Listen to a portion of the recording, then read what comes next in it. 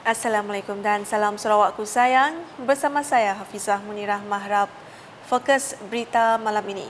Sebanyak 500 bungkus bubur pedas diagihkan di pekarangan pejabat Yayasan Sarawak di Jalan Ampang, Kuala Lumpur pada Sabtu. Isteri Premier Sarawak Puan Sri Datuk Amar Harjah Jumaani Tun Tuanku Bujang telah menyempurnakan pengagihan bubur berkenaan kepada pelajar-pelajar Sarawak dari Kolej Jenis at Pintar dan institusi pengajian tinggi Persatuan Mualaf Johor Sarawak dan jemputan-jemputan lain. Beliau yang juga penasihat Majlis Kebajikan dan Sukan Anggota Kerajaan Malaysia Maksak Wanita Sarawak turut menyampaikan sumbangan kepada 4 pesakit dari Sarawak yang menerima rawatan di Hospital Serdang dan Institut Jantung Negara IJN. Mereka yang menerima sumbangan ialah Dayang Adlina Syahrini Abang Abdillah, Kylie Naikola, Fedora Ria Frank Galeh dan Kumbau Anja. Hadir sama dalam majlis tersebut ialah Setiausaha Kerajaan Sarawak, Datuk Amar Muhammad Abu Bakar Marzuki serta isterinya yang juga pengerusi Maksak Wanita Sarawak, Datin Amar Baduyah Bujang.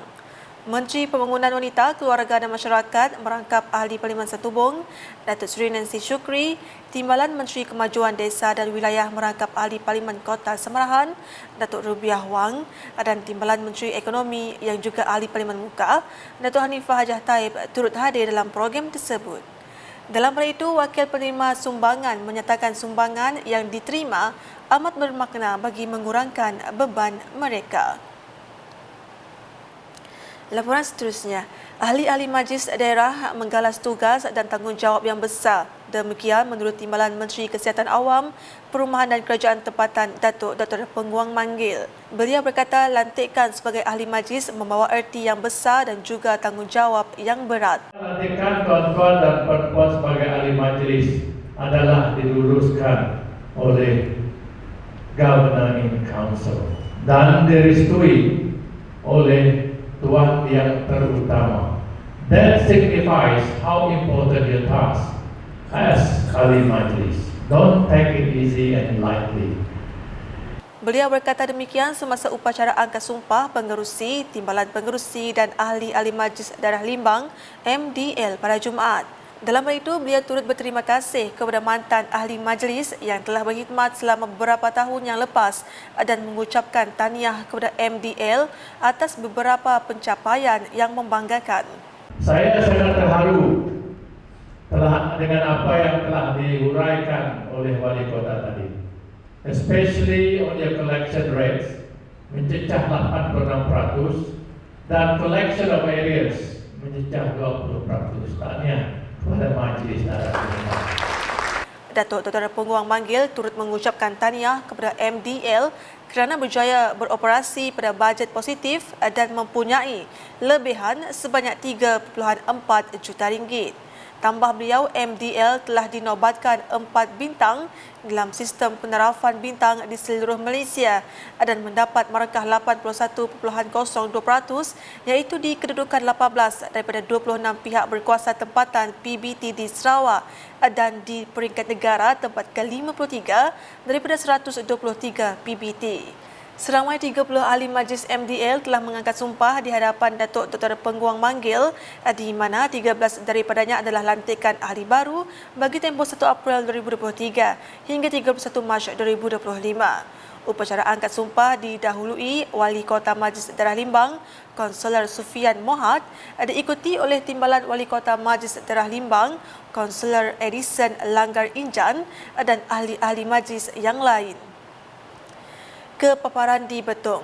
Timbalan Menteri Kesihatan Awam, Perumahan dan Kerajaan Tempatan 2 Michael Tiang Ming Ti turun padang untuk mendengar taklimat dari Majlis Daerah Betong MDB dan mengadakan walkabout di beberapa kawasan Betong.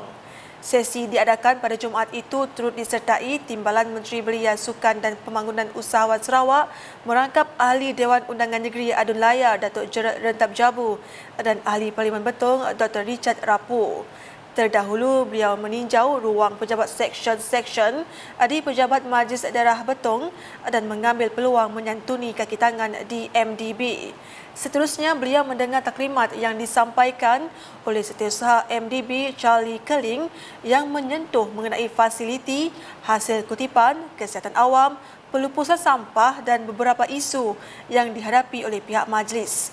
Ia disusuli dengan walkabout di kawasan perumahan Taman Kenangan Indah Betong bagi meninjau perkara berbangkit mengenai sistem perparitan di situ serta meninjau keadaan dan operasi di tapak pelupusan sampah di Jalan Lidong Betong. Pada sebelah tengah hari, Michael Tiang bersama tetamu lain mengadakan perjumpaan dan makan tengah hari bersama komuniti Cina di Old Town Food Court Betong. Perjumpaan itu turut dihadiri ahli-ahli Parti Rakyat Bersatu Sarawak SUPP, Ketua Masyarakat, Ketua Kaum serta wakil-wakil dari Pertubuhan Bukan Kerajaan NGO Komuniti Cina di Betong. Dalam ucapan ringkasnya, beliau berkata Betong amat memerlukan segala sokongan Kerajaan Sarawak sama ada dari segi sumber dan perancangan. Beliau juga memuji usaha Majlis Daerah Betong dalam menguruskan pasar tamu Betong dengan baik dan teratur. Tambahnya, beliau akan mengajukan kepada pihak Kementerian Kaedah untuk menambah baik pengurusan sampah di Betong. Sejurus selepas itu, Datuk Gerald, Michael Tiang dan Dr. Richard menghadiri majlis penyampaian sumbangan sempena perayaan Hari Raya 2023 anjuran pertubuhan meninggikan ahlak Ci Zongkor Betong. Dalam ucapannya, Datuk Gerald memuji inisiatif pertubuhan itu kerana menjadikan aktiviti ini sebagai acara tahunan menjelang setiap musim perayaan. Katanya aktiviti seperti ini menyumbang kepada pengukuhan perpaduan serta keharmonian masyarakat berbilang kaum dan agama di Sarawak. Seramai majlis itu, seramai 55 orang penerima terpilih dari keluarga kurang berkemampuan masyarakat Melayu di 6 buah kampung menerima sumbangan. Beliau turut menyerahkan 13 cek projek kecil luar bandar MRP bernilai keseluruhan RM140,000 kepada sebuah masjid, 5 surau, 6 JKKK dan sebuah NGO di Kampung Melayu Betong. Beralih dengan perkongsian di Daro, ahli-ahli Lembaga Amanah Kebajikan Melayu Daro LAKMD diseru agar bekerjasama dengan ketua-ketua kampung untuk mengenal pasti penduduk yang memerlukan bantuan. Menurut Adun Daro Safi Ahmad, ini bagi memastikan mereka yang benar-benar memerlukan bantuan tidak tercicir dari dibantu. Kita berkira berkali ada di kalangan tuan-tuan tidak dikelaikan secara asnaf, tetapi kena asnaf ini tidak punya, tetapi di kalangan yang memerlukan. Ada juga dengan tuan yang tidak tersenarai dalam jabatan kebajikan, kerana ada kriteria-kriteria yang tertentu juga yang perlu pihak jabatan kebajikan patuhi dalam menepasti mereka-mereka yang layak. Tapi kita percaya bahawa ini juga memerlukan bantuan. Sebab itulah pendekatan kita ini saya maklumkan kepada ahli-ahli lembaga supaya bekerjasama ketua-ketua kampung cuba kena pasti yang lain-lain kalau bolehnya yang tidak mendapat bantuan daripada pihak yang seperti, tapi kita rasa mereka memerlukan bantuan. Beliau berucap demikian semasa menyempurnakan majlis penyampaian sumbangan tautan kasih Aidilfitri Lembaga Amanah Kebajikan Melayu Daro di Masjid Al-Mushinin, daerah Daro pada Khamis. Dalam ucapannya, Safi'i turut mengumumkan sumbangan kepada masjid dan surau kawasan Daro sebanyak RM77,000 yang melibatkan 8 masjid dan 8 surau. Seramai 200 asnaf menerima bantuan wang tunai dan buah kurma sumbangan LAKMD dan Pusat Khidmat Dundaro yang disampaikan oleh Safi'i. Pada sebelah petang pula, Safi'i yang juga Setiausaha Agong Saberkas Negeri Sarawak menyempurnakan program Jerayawara Bubur Lambuk Saberkas Cawangan Daro 2023 seri ke-10 di Balai Raya Kampung Tengah Daro. Ia merupakan siri yang terakhir bagi Jerayawara Bubur Lambuk Saberkas 2023 dan telah terlaksana dengan jayanya oleh kesemua unit Saberkas Cawangan Daro. Difahamkan Saberkas Cawangan Daro juga akan menganjurkan pelbagai aktiviti dan program pada tahun ini sempena Jubli Emas Saberkas. Manakala pada sebelah malam, Safi'i menyertai program Iftar Ramadan dan solat tarawih peringkat Hospital Daro di Surau Darul Hidayah Hospital Daro.